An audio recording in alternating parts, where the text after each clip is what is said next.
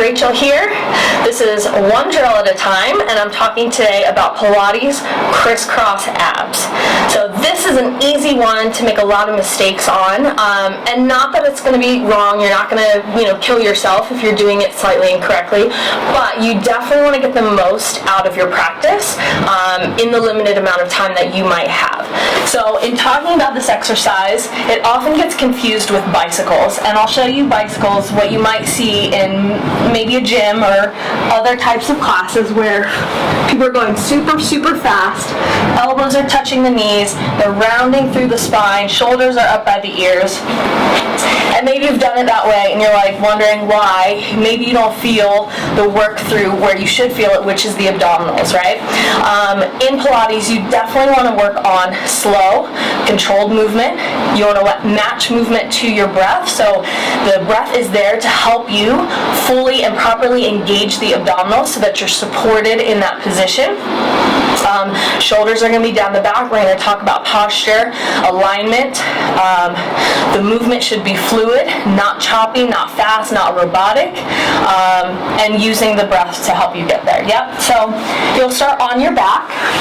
Start with right leg in tabletop position. So tabletop, knee stacked on top of hip, ideally. If this is difficult, because you'll already feel some abdominal contraction, you can allow the knee to come slightly towards you. It's going to be a little bit easier. Shin is going to be parallel to the ceiling. An ankle can either be in line with the knee, or if you need it, just a little bit higher. That's going to be a little bit easier. Hands are behind the head. So on this hands behind head, I don't like interlacing the fingers because it's really easy to pull on the back of the neck, and that is not going to help with abdominal contraction. That's just going to be you pulling on the back of your neck. It also is really easy to close those elbows in. So if we want to keep the elbows wide, I'm going to think about framing the ears and just a light touch on the back of the head. If you ever feel like you're still pulling, you can do this with fingertips on forehead, and you definitely will not be able to pull on the back of your neck. So it's going to challenge you. From this position, you'll notice it is harder to close the elbows in because in order to do so, you would have to cave into the chest and round through the back. And that's not what we're looking for. So you're going to look broad and open through the collarbones and chest, elbows wide, shoulders back and down. If this is too much, because sometimes shoulders are tight, you can go ahead and cross your hands over your chest and work on the rotation from there. So the movement, that quality that we're looking for is the opposite of a crunch. So I'm not going to do this on my back. A lift and a lower, where I'm bringing the elbow towards the knee. So this is the easiest way to kind of find the difference between these two movements before you take it into your C curve. What I'm actually looking for is a rotation.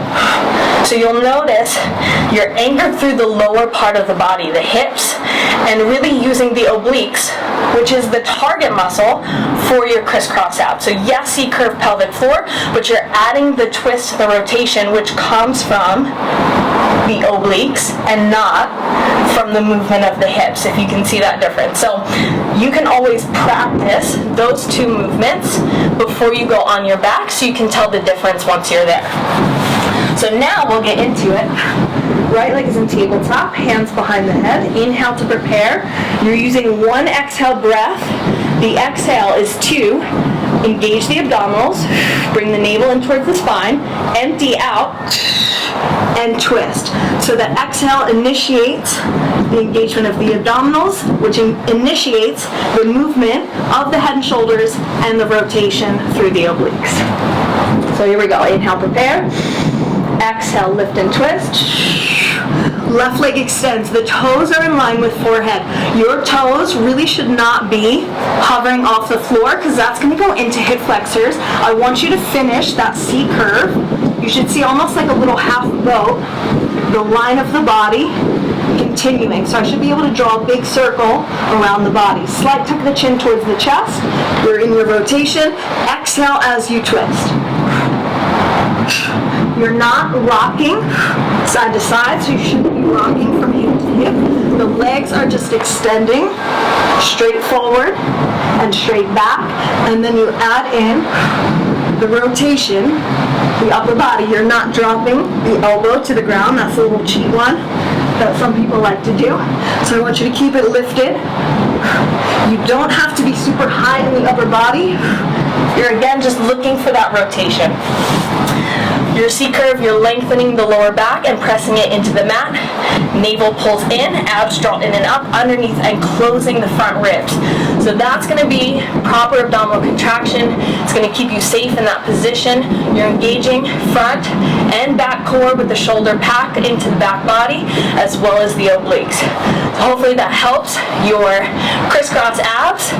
Make sure you hit subscribe so you can see more of these training tips and more free workout videos, full length, shorter length. And if you have any questions or you have any requests, send me a DM on my Instagram at Hot Pilates Chick, and I'll see you next time.